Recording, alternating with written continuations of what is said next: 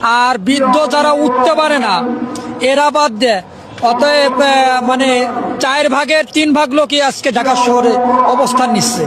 আনুমানিক ধরেন 50 কোটি। বাংলাদেশের জনসংখ্যা হলো 18 কোটি, তাহলে কি বাকিটা ভারত থেকে এসেছিল?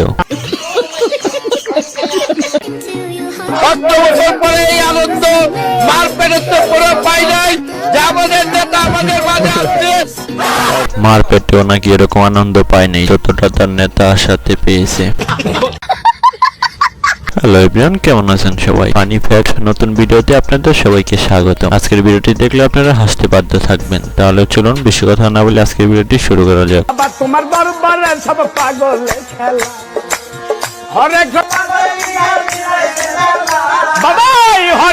তারা নেতাকে এতটাই ভালোবাসে যে গ্রাম থেকে ধান নিয়ে এসেছে নেতাকে দেওয়ার জন্য।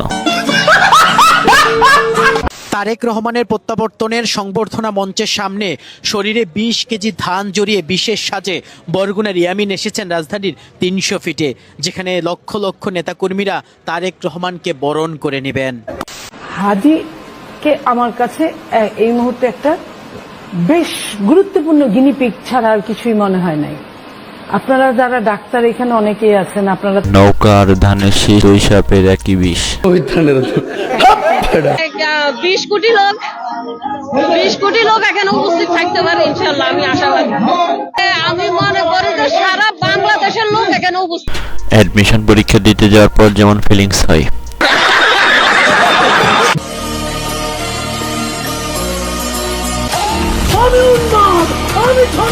আমরা সবাই এক হাদি।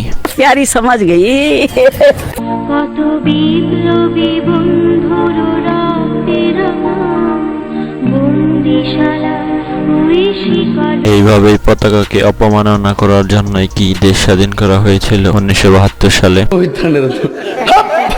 সাহসী সদস্য ওসমান হাদিকে হত্যা করা হয়েছে, ওসমান হাদি শহীদ হয়েছে।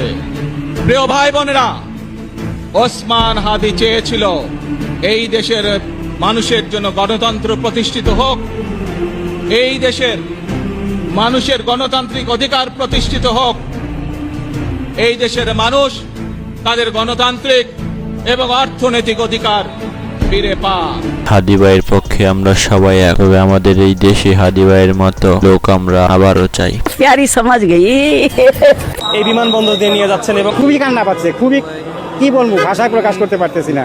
একদিকে তো অসুস্থ লোক আসছে দেশের বাড়ি চিকিৎসা করার জন্য, তারপরে এই পরিস্থিতি, দুঃখ লাগতেছে যে আমরা আইসি বাইরে থেকে আজকে শর্ট করে একটা গাড়ি নিয়ে আসছে, আর এই গাড়ি আমার এয়ারপোর্টের মধ্যে ঢুকতে দিল না।